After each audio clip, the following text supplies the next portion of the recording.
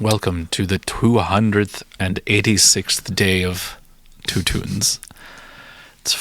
That's a lot of songs. Yeah. Especially that month of cover songs. Yeah, it was too much. You think? Okay. I mean, we just won't do a cover song for until... Actually, maybe we won't do it till 300. Maybe. 300, dude. I have an idea about 300. We can discuss it. It's all Spartan music. What? Oh, no. This is Sparta. No. It's just songs by Sparta. Yeah, there you go. Or there's got to be a Spartan Records, probably. I think there was, actually, now that I think about it. I feel like I have a sampler from them, maybe. I have a sticker from them. Oh, I 1,000% have a sticker from them. They're from Washington State. I'm picturing it in my mind. Mm-hmm. What? What? That's not what that is. Artists. Go to their merch. 84 Tigers. Guess what? This is what 300 is going to be. No. I'm trying to look. Knapsack. I know them. Yeah. I feel like maybe we had somebody. I don't know any of these bands. Yeah, I don't know. Go up to their merch thing. Oh, I'm going to go to their merch thing. Daisy Head. Didn't we have them on? No. I don't think so. Lucky Scars. My God, it's full of stars.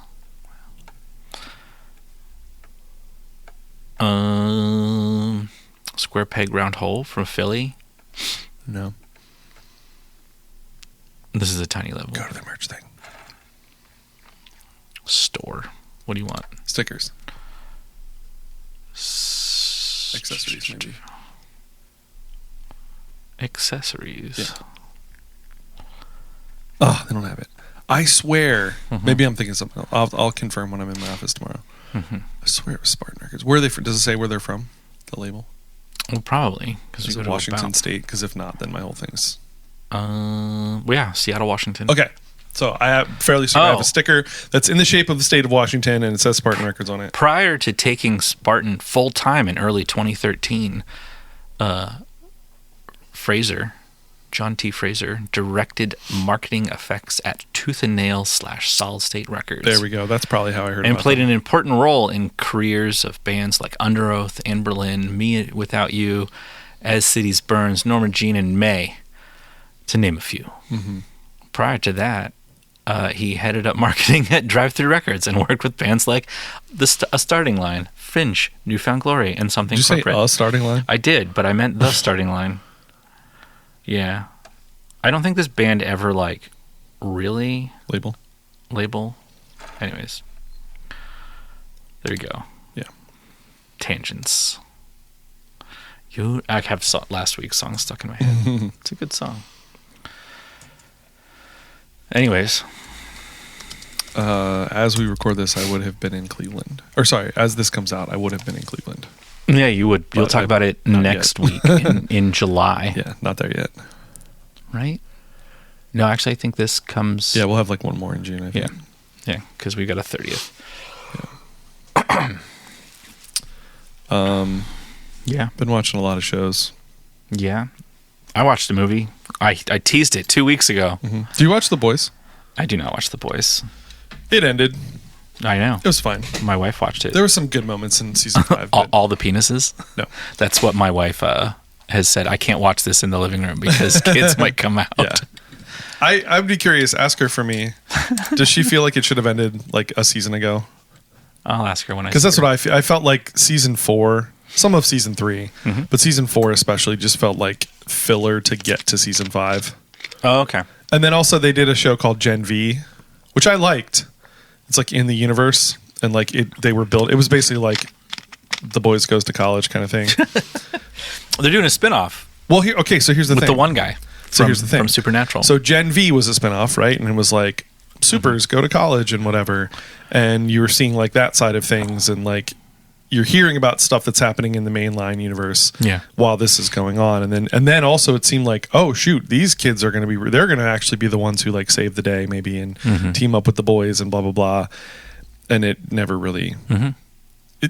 They like shoehorned them in kind of, and like it was kind of dumb. And then they were going to keep that show going, and then they canceled it. And it was like, well, this is dumb. And then they're doing this show called Vought Rising, which is like a prequel. Yes, with the Soldier Boy character and some other characters. That's the one. Then there was like parts of whole episodes that just felt like setting up this prequel. Yeah, instead of like resolving the main story. Yeah, it was kind of disappointing.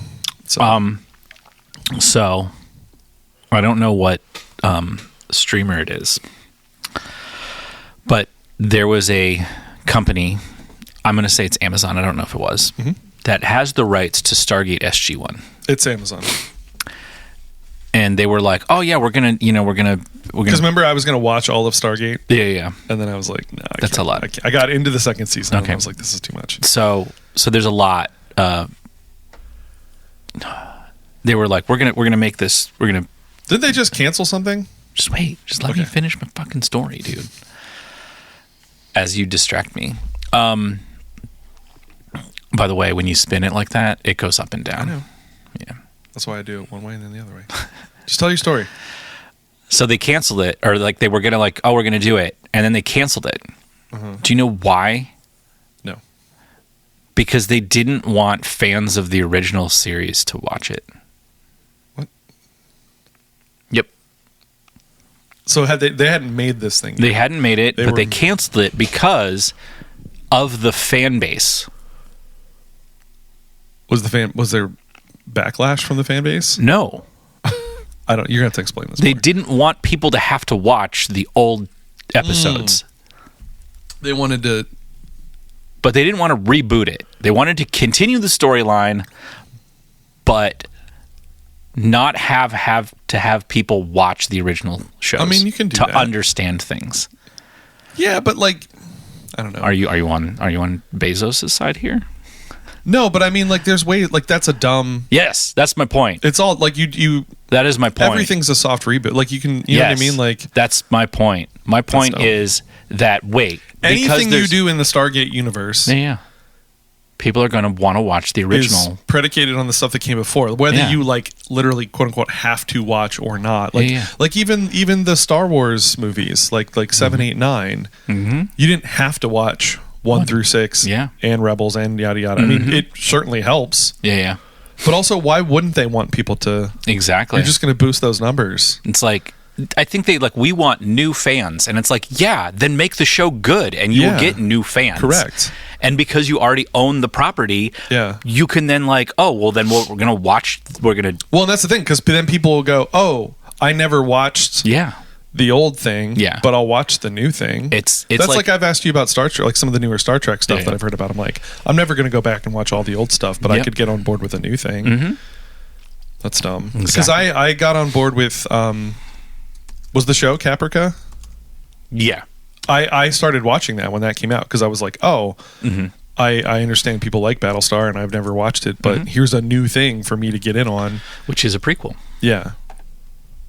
So... that's dumb. Yeah, all I had heard was that they were canceling something, but I was like, it wasn't even out. No, they haven't even shot anything. They're just like, we're not going to do that. Why? Because there's backstory, and we don't want people to. It's like that's why you buy existing properties because there's backstory and there's fans and there's people who want to do it. How many seasons did SG-1? Oh, it's fucking a lot. Yeah, probably way too many. So SG-1 had 10 seasons? Yeah, it had 10 seasons, 214 episodes. Yeah. 2 DVD films. 20 episodes. That's why I jumped off board. Plus they did a clip show in the first season. It was on Showtime for the first couple seasons. Yeah, because it was like boobs and then it was not boobs. It was only on that first episode, really. Yeah, I know. But that was this is a Showtime show. Yeah. So, and then there's spin-offs and well, there's really two spin-offs. So there's Stargate, and then they were like, oh, we're gonna end the show and push all of our viewers to this new show, Stargate Atlantis. But then some people are like, no, let's just keep it going. It's like, but we've set this up to go do that other thing, and these people will disappear, and you'll like these people. Hey, we'll introduce them in this show, and then you go to that show, and then Atlantis lasted for 5 seasons. And then they made 2 movies, to kind of finish up some stuff. And then they did 2 seasons of another show called Stargate Universe, which they're all pretty much based on like Star Trek ideas. Okay. So like Star Trek is it's Wagon Trail. I don't know what that means. It means like you're just like we're just going and exploring. Yeah. And we're like seeing what we can find. So like we're Planet on of the Week, Aliens of the Week. That's kind of this thing. Yeah. So Stargate like, felt like SG-1 is that. Yeah. Then Deep Space Nine, we're just a place that people come to, which is what Atlantis is kind of sort of going with this Western. And then Voyager and Stargate Universe are like we don't know where the hell we are. We're in like a completely unknown place, and we're trying to get home. Or for that, it was kind of like it's a one-way trip. We don't know where we're going or what's going on. Yeah. So some cool stuff. I was more interested in what are known as the ancients, like who built all of this technology, and like they don't really talk about it. Like they hint at it. So like you had this episode of the week, monster of the week type thing, and maybe like season overarching story, but then like little pieces of the lore. The thing that I thought was a little strange with was like the little like parasite things that were like in people. Yeah, the Goa'uld. That's base level. That's not even like where I'm. No, but I know. But that got kind of old for me already. Yeah, in like the season and a half or whatever that I watched the thing. And then also just everybody pronouncing everything differently. Oh yeah. Like the amount of people that pronounce Goa'uld and Gold and Gould and Gold and like we're not even bothering with continuity on this. Like okay, well, no, because people say orange and some people say orange. I guess, but anyways, I'm trying to like find the actual cancellation in future. No, that's not what it is. Nope, that's not it. Why are you not in here? Excited because the show Citadel's back. I don't remember if I talked about that before. You've talked about it, but that's back. Times. But it's back. I mean, it's back. Yeah. Also, they did a Jack Ryan movie on Prime. Did you watch that show at all? The Jack Ryan show? No, but I almost watched one of the movies last night. The Jack Ryan Ghost War, or like Hunt for Red October or something. It's Hunt for yeah. That's what I was. I might watch that tonight. Actually, I actually would like to read some of those books because I read Rainbow Six in college, but I don't remember any of it. But I'd be interested in reading.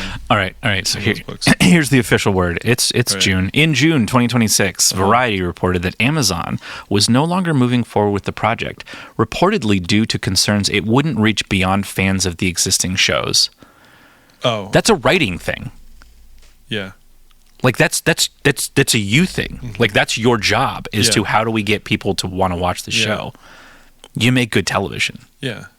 It's like, we're only going to get fans. Well, it's the Star Wars thing too. Like they keep making Star Wars shows and movies and stuff, and like, ideally you get new people with it, and and then further reporting by Deadline suggests it was the victim of leadership changes at Amazon following the departure of multiple execs who had championed the project. Gotcha. So it's like that makes sense too, but like, well, we're not going to really reach beyond the fans that are of the show, which like it's not huge, but it's like it's loyal. Yeah, I would watch that show, but it's like no, you just got to make it good. How are you like? We've rebooted everything. Yeah. How? And people go see it. Yeah. Transformers. Right. It's just monsters, giant robots fighting. Yeah. Anyways. Did you see the Mandalorian versus Groglet? Groglet? No, I have not. That's good too. I did not. I liked it. I've not seen a movie I've seen complaints, in theaters. But I think it's a very long time. Speaking of. Anyways, so I watched movies that I did watch. It's an oldie but a goodie. The Truman Show. I haven't seen that in 20 plus years. Probably. Yeah. I don't think I've actually like watched it in 20 plus years. Yeah. It came out in 98. So I don't know if I actually watched it all the way through until last night. And I did. And you just gotta like in the real world, like that would not happen. Like, does this take place in a far off future, like where corporations can own people? And Jim Carrey's character Truman is 30 years old. Yeah, you've enslaved a person for 30 years. Yeah, and then like he finally kind of like gets the ideas of like, oh wow, this is this and this is this, and there's just a bunch of like really interesting thought experiment questions that you could ask. And also I think you could make a sequel to that. Yeah. Or at least like you could make that into a TV show. Yeah. Ed TV. Do you remember that? I don't, I never but saw I do. it, but I just know it. But like as it's going, I'm like, I know how this ends. But is there more than what I think the ending is, where he leaves the studio, and then it's like, what happens afterwards? Like he left the studio, but like then there's somebody wrote a novel. There's gotta be a novel, probably. And then also he seems pretty calm about it, just realizing that this is like his whole life is a lie. Yeah. Yeah. And then also, don't you think they would like this? There's okay, so like a light falls, from the sky, right? Yeah. And he's like, this is weird. And then like they obviously like, hey, we got to put it on the radio and tell them that like, oh, if this is weird. Like they were dropping stuff over while there were planes overhead. That and then the rain.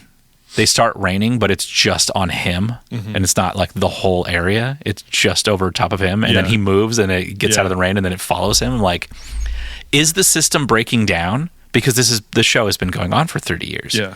Like, if it's been going on for 30 years and things are breaking down, why is it breaking down? Who's funding this? I mean, we know who's funding it because they kind of do all this advertising in the show. There's apparently was talk of doing a show or a musical. As like a sequel, though. The Truman Show musical. Yeah. The Truman musical. No, I don't. Yeah. Also, apparently the original spec script was far more like sci-fi based. It was in the sci-fi section. I'm like, this isn't really science fiction. I mean, kind of it is. I mean, yeah, sort of. But there's just a lot of questions that you could see it more as like a sci-fi thing of like. Maybe it gets plucked from like this whole town or something like that, or like the person gets plucked from like Earth, and then like put on display, and they like build this thing, and you could kind of see it that way. Yeah, but having like the best friend, it's like we've been best friends since we were 7. It's like you're also a slave to this company, and then his wife, who's like, oh, we should have a baby, and it's like it is science fiction. Yeah, maybe. I mean, it's very soft science fiction. Like, what if we filmed a person? Like, it's questions on probably like reality TV and being like, what would happen? But there's a lot of like weird problems, like where he notices like there's a pattern. It's like, why would you put any of these people in patterns? And just like doing things. And also like the father shows up. By the way, this is, a 30-year-old movie. Yeah, spoilers, I guess. So if you don't know what the Truman Show, the character of his father shows up. He was written off the show. Yeah. And then he comes back in. He's like, well, how did he get in? Yeah. How did he get in? You need to lock that building down. Like, only people need to get in there. Yeah, because you imagine after 30 years, besides the infrastructure breaking down, like the light thing and whatever, you get lax with stuff. Yeah. Right? Like... Yeah. But and then what's even funnier is like, so there's a part, it's like the first act is we are on the show. Yeah. We're watching the show. We might not know it's a show. And then they pull back, and then there's like an interview with Christoph, the creator, which is Ed Harris. Yeah. And then it's like, oh, we know it's a show. And then it starts to like break down of like it being two different things. But there's just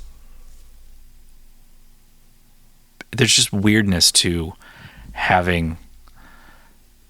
Obviously there's weirdness. I'm like thinking, like, why are you even talking about like this is real at all?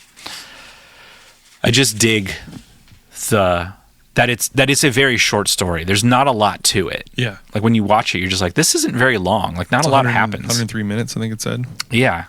Which more movies of like, yeah, where it's like there's a bunch of discussion yeah, that you could have afterwards that makes that movie better because it's like, oh yeah, this, and it's like, oh, like implanting things into Truman's head to get him to like, oh, we need to put into the fear of sailing so he never leaves the place. Yeah. But kind of like the neighbor, and like you can tell, it's like, that looks like a camera. Yeah. Like he's always holding, why are you always holding the trash can? Yeah. It's been 30 years. Yeah. You're always holding that goddamn trash can. Yeah. It's like, because it's our camera. Mm-hmm. And then just all the little things, just like, to keep him there. Mm-hmm. He's like, oh, he can leave anytime he wants. It's like, not if you tell him what's actually happening. Yeah. And then that all these people know, it's like, oh, they can't forget the memory. Because there's a girl who like sneaks in as an actor, but like has a pin that says, how will it end? Because that is the question. It's like, this show has been going on for 30 years. Yeah. How does this end? Yeah. Like, and it ends by him just leaving. Yeah. It's like, you just did 30 years of television. Oh, the music. So he's the after, like when they're actually like behind the scenes and they're like, oh, like cue up the music, do this. Cause they like, orchestrating the ideas of this person is like, but they want to make good TV. So like, oh, we need this shot. Oh, no, go to that camera, go to this camera. Yeah. No, you want me to zoom in? No, don't do that yet. Let's wait. But there's a person playing music the entire time. Like they're on a keyboard. There's a board next to him. Yeah. And then just like everyone's sleeping. Well, Truman's sleeping. So it's like, oh, are you the third shift keyboard player? And be like playing music. It's like, no, you should probably be like, get a whole bunch of writers, and then you just like, oh, let's use that thing from previous. Yeah. This is where they could use like Suno. No. No, fuck that. Anyways. Did we recognize ourselves? Anyways, we've been doing it for 22 minutes. Yeah. We're going to talk about two tunes. Yes. And use first. Yet another group I found out about from a TikTok. You know what's really bad? Or not bad, but kind of dumb? What? TikTok? No. Well, yes. But yes. This episode's coming out on the 23rd. This is the 4th Tuesday. Okay. I mean, technically, 4th is a second Tuesday. The name of the song. Every second Tuesday. Right. So this was a thing of like, hey, here's some bands that you maybe didn't know about. I have a funny thing though. Okay. Sorry, this band's called Park. Yes. There's a band called Park National. There's a band called The National. Yes. They all go on tour together. Okay. It would go The National, Park. Yeah. That order? I think the National is probably like the bigger of the three bands. You got to go to the National. No, you got to go Park National opens, then Park, then the National closes, because then it's more of like a palindrome. Okay, but I was thinking like how you see it on the thing. It'll say like National Park National. No, you say the National, Park National. So National and Nationals over top of each other, and then Park. Sure. It's over top of each other.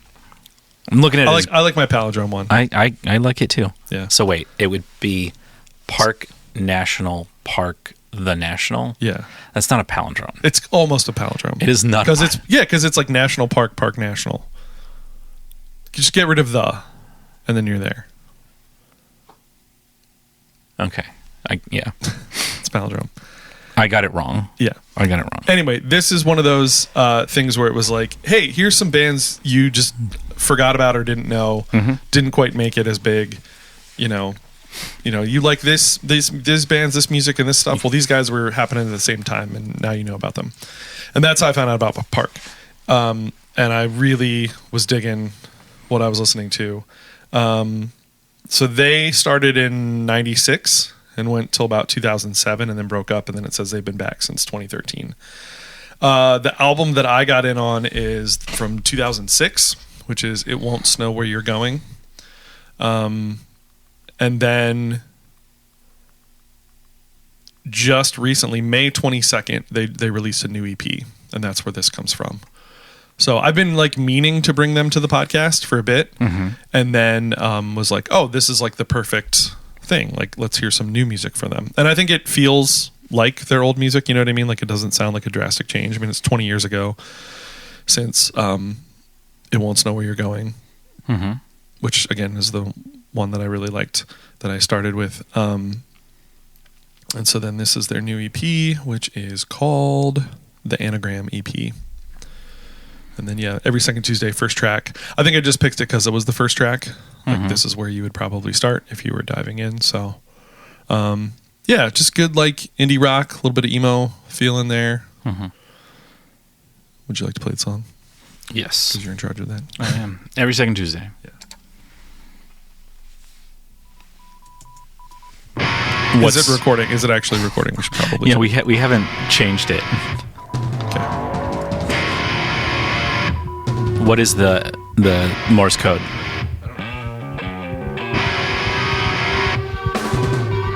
I like how panned all this is. Yeah.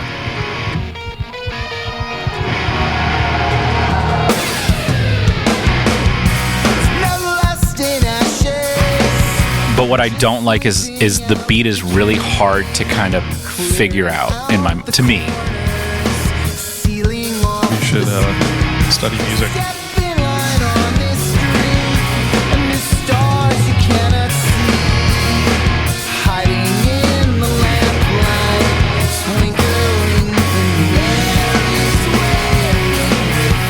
Yeah, I like his voice too. It's a little unique. Reminds me a little bit of like Bracket, the lead singer of Bracket. Okay. Yeah. And that's a band I really like too.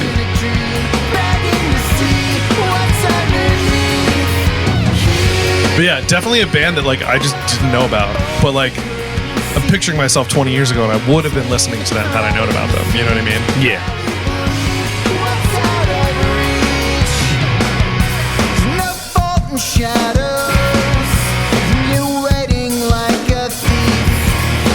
Twirling your umbrella, playing make-believe. What misleads off the shore? What wind comes along? Something waiting tells me this happened all before.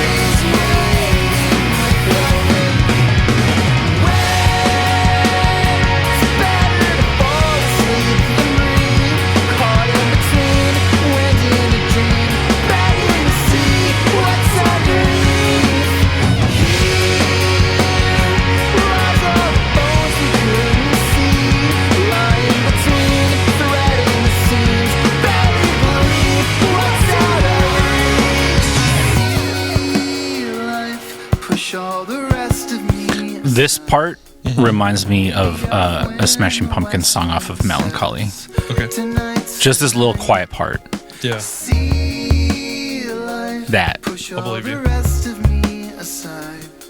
I think it might actually be the song that's sung by James Iha. Tonight's the night.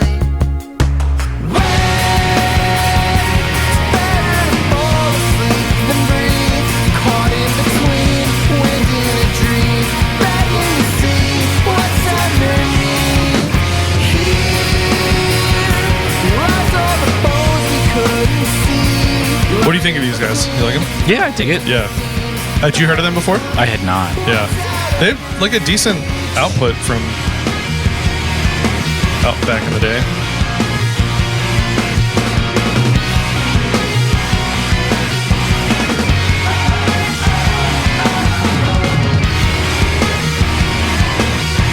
This has, on the Wikipedia, Spotify just has their 3 albums all from 2006. That's just incorrect. That's just like whenever they were. At least I assume that's incorrect. They do have a Wikipedia page. You do. That's how you know how you know they're great.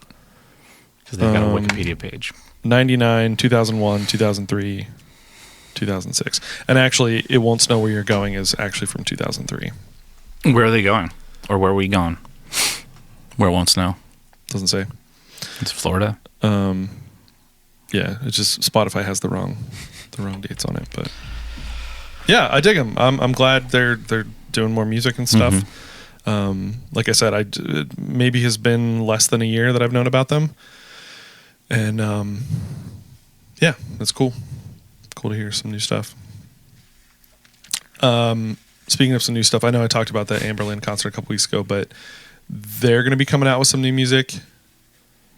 Emery's coming out with some new music, and Watashi Wa, all bands that were on that show, are all like coming out with new music, which is cool. I mean, Emery's been doing stuff. So you had sent me the link to the Lead Singer Syndrome interview with Matty Mullins from 2 years ago, so from 2024, which I listened to. It was a great interview. It was fall, but yeah. Yeah. Well, yeah. So almost 2 years ago. Yeah. Anyways, continue. And that was, I did listen to it, and it was a good interview. And it was not too long after he had taken over. And so I got the full story then. Because I never really knew what the story was. And like we looked up the Wikipedia and we're like, what exactly? Yeah. Did you listen to it? I mean, you listened to it 2 years ago when it came out. Yeah. Okay. So I just recently listened to it. And basically the thing was, Stephen Christian, who's the lead singer, was like, I can't tour with this band anymore. I need time for my family, for my real job, like all this different stuff. Yeah. And the band is like, but we want to still be a band and all that stuff. And so Stephen Christian called Matty Mullins specifically and said, hey man, do you want to be the new voice of Amberlin? And that's basically how it happened. And so around that time they were releasing a new album, Vega, which I had not listened to. I just listened to the other day, which was good. And that features, it was like basically like 2 EPs and 2 singles like combined, essentially. And the one EP was Stephen Christian. The one EP was Christian McElhenney, who's the guitar player, who's like the other face of the band, I guess. Yeah. And then they recorded 2 new songs with Matty Mullins. And then I didn't realize this either until the other day. In 2025, they released an album called Never Take, which is just Never Take Friendship Personal, but with Matty Mullin on vocals. Interesting. So that's like their biggest album. That's what they were just touring on. Oh, okay. Was the 20th anniversary of that. And so they like had him record just all new vocals to it and stuff, which is kind of cool. But basically, I feel weird about it. What's that? I said I feel weird about that. Yeah. Yeah. I mean, sure. Yeah. That's what it is. Yeah. But basically, he is the vocalist until Stephen Christian comes back. Yep. Yes. If and when that happens. Matty Mullins has been very, even that podcast, he's like, I'm not in this band. Yeah. Like, well, he even like at that. the show. Yeah. He was like, I'm Matty Mullins, and this is. I'm Matty Mullins. This, pointing behind him, this is Amberlin. Like, yeah. But he was saying at the time, and I'm sure it's still like a thing, people don't know that he's not, or that he's in the band or whatever. Yeah. And I guess when they did that initial touring in 2024, like right after he took over, they were talking about, they were just like talking about different things. And like Stephen Christian has like been around, because again, he still is a part of the band, obviously. But he's also not trying to be, it sounds like he's like giving Matty his space and whatever, but is also there for him if and when he needs anything. But also any new music they do will be with Matty Mullins, it sounds like. But he was saying, I guess for their backdrop or whatever for that tour, they did, and this was Stephen Christian's idea. It said Amberlin with a question mark. Like, I guess he just like said that at a rehearsal the one day, and they were all like cracking up, and they were like, "Okay, but what if we actually we got a couple $100, we can buy a backdrop that says Amberlin question mark? Like, it'd be pretty funny." So yeah, no, I like that interview. It was good. It was actually one of like Shane Told's better interviews, it was, because he's not. He hasn't done an interview in almost a year now. Yeah. Well, I mean, Silverstein's been, but he was doing a lot. They dropped like 2 albums. But like since releasing, like they did an interview, or he did an interview with Aaron from Fat Records, and then why am I drawing a blank on the guy who runs? Now I'm drawing a blank on what the record label's name. The guy who the record label that now owns all of the Fat Records catalog. Oh, Hopeless. Yeah, Hopeless. Yeah. The guy who owns Hopeless. That was the last interview that they did. And was it like coinciding with that whole? Yeah. Oh, that would be interesting. I should listen to that. Yeah. I'm going to be like building up podcasts to listen to for my drive. So I'm going to add. I should look that. You should listen to a band that you kind of know, their whole discography in order. No. Yeah. I don't want to do that. Okay. You've got like what? 5 hours? Yeah, but I've got a lot of podcasts to listen to, which is what I usually listen to when I drive. So anyway, I want to listen to that. But I also, there's speaking of podcast episodes I want to listen to. So a few months ago now at this point, I went to see MXPX. I talked about that. Yes. They did a free meet and greet after the show. Oh, nice. That I didn't know was happening until he was like, yeah, we're going to like hang out. And I was... You were like, I gotta go home. Well, not even because I was staying overnight, but it was just like, this is going to be forever because it's going to be disorganized and whatever. And I had a great experience with this whole night. I'm going to leave. Like, I'm okay with not. Yeah. You know. And then I don't think it was in relation to that show, but it was in relation to one of those more recent shows that they did. Yeah. I guess somebody complained about the meet and greet thing. And so Mike did a response episode. Oh. I don't know if it's the whole episode, but I think the episode is called like, Am I the Asshole or something? Yeah. And it's in reference to somebody complaining. Somebody's complaining about the meet and greet thing. So I've been meaning to listen to that one, and I want to check that out as well. So, what do you got? I got Jay Som. What you got? Jay Som. Jay Som, which stands for Victory Moon. What? I don't know. So it's like a singer-songwriter. Yeah. Melina May Cortez Duterte. D-U-T-E-R-T-E. No, but when you say Cortez, you don't have to. You don't go Cortez. No, but you can just say Cortez. Anyways, Melina May Cortez Duterte.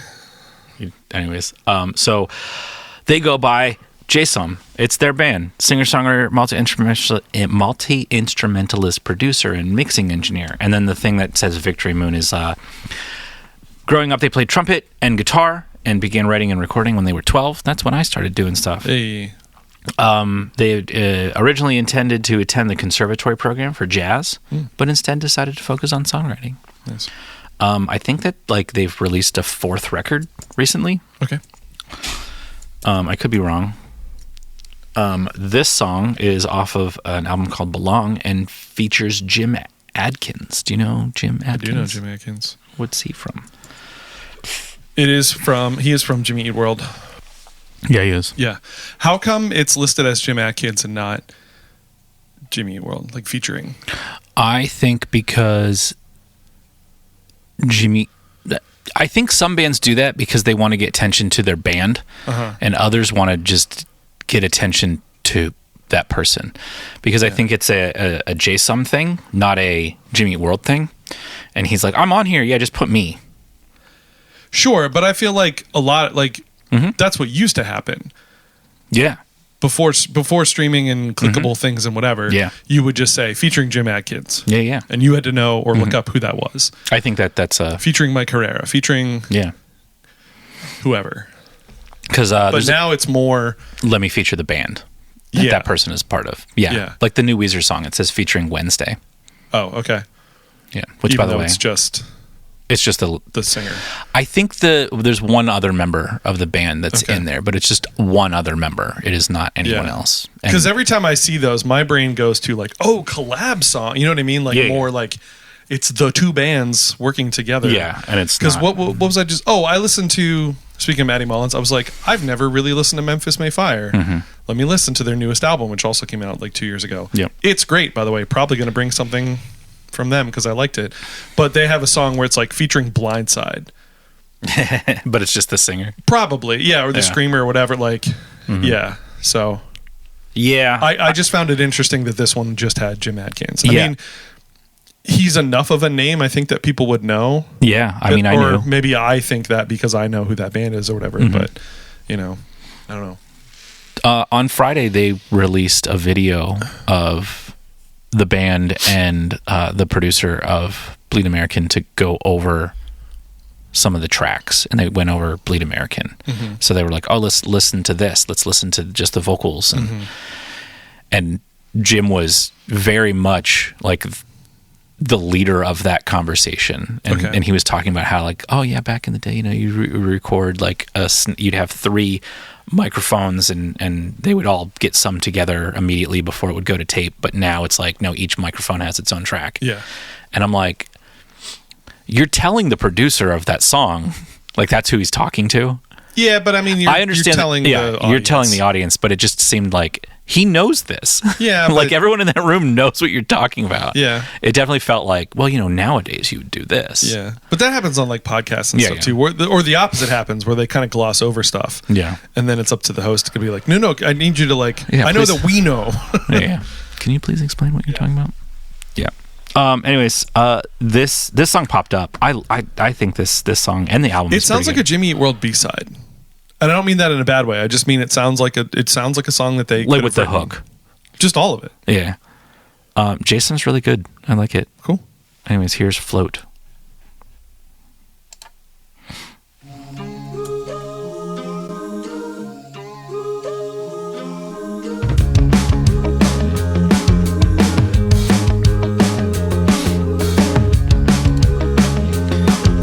And this is what looks to be their fourth studio album that came out last year in October. Yeah. Came out in October of 2025. Do you know what the connection is? Like, how did they get hooked up with Jim Adkins? They're on polyvinyl, so they probably knew each other at whatever point. Okay. They've toured with Hayley Williams, or Hayley Williams features on this. Okay. But it seems that like Jimmy Eat World is a big influence. Yeah, I mean, yeah. Like I said, this sounds like it could have been. And then no, not there. Is it verse, chorus? I don't know. I wasn't paying attention before. This is like an extended. But the hits. No, it's verse, chorus. Yeah.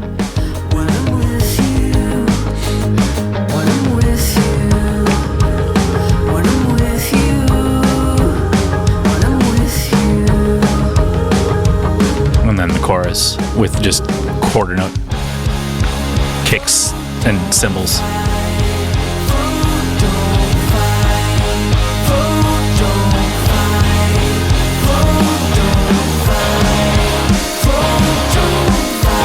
Yeah, like this sounds like it could have been off of like a Bleed American B-side. Yeah. That almost fits over top, whatever that sounds. That drum beat can kind of be like the Motion City soundtrack. Yeah. Do do da da do boom do do da do da da da.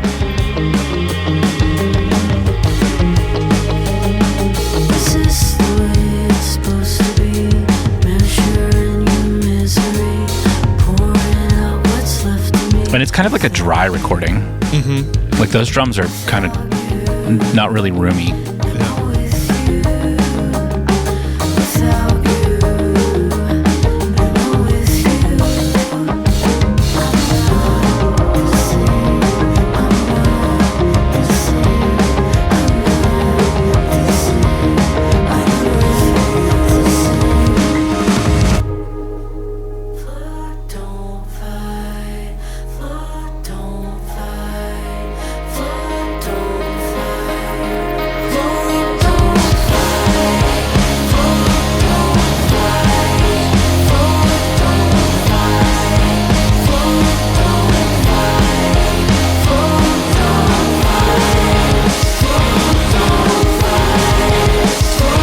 My only like gripe is that it's the same. No, I don't mind that at all. I don't even know the word for it. Complaint's too strong. Gripe is too strong.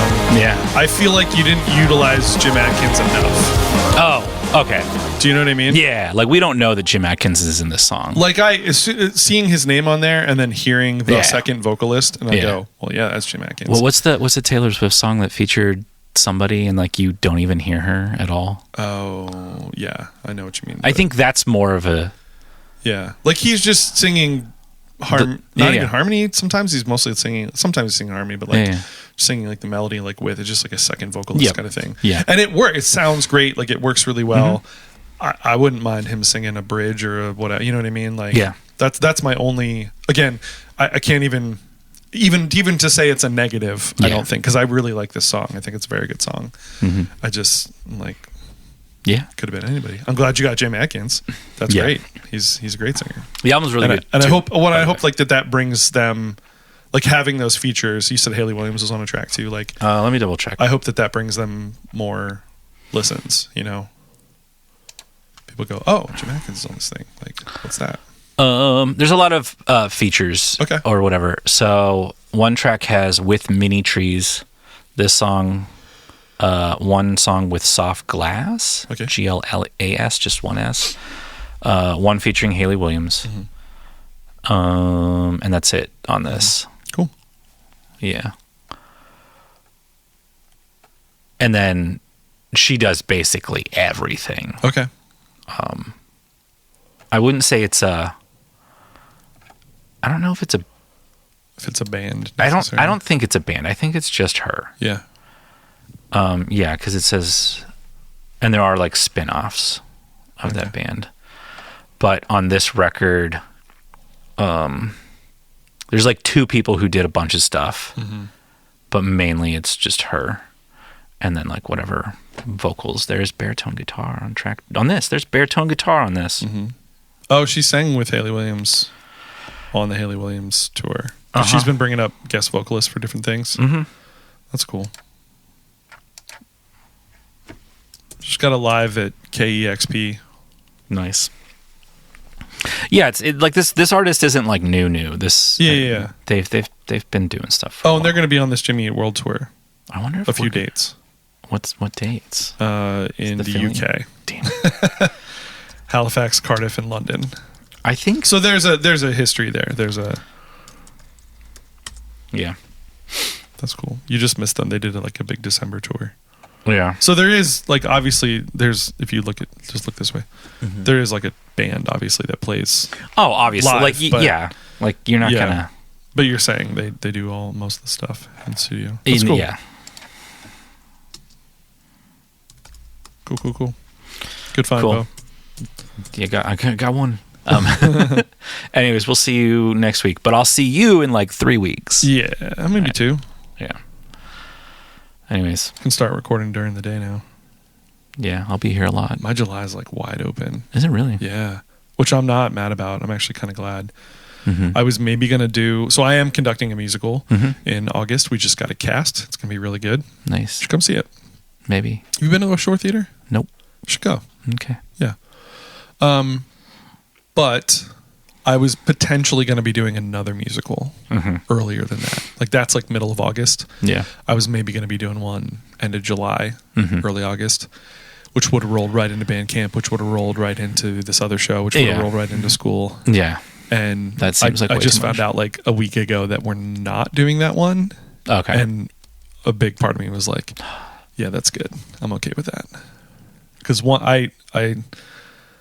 I'll talk to you off mic about a thing, but I gotta like finish my degree here. Yeah, you do in a year, hopefully. Yeah, and it seems like that might actually be a thing that it's going to end in a year. Good. So, I will be plenty busy this summer with my own stuff related to that mostly, but it should be good. Cool. So. Well, we'll see you next week, guys. Yeah.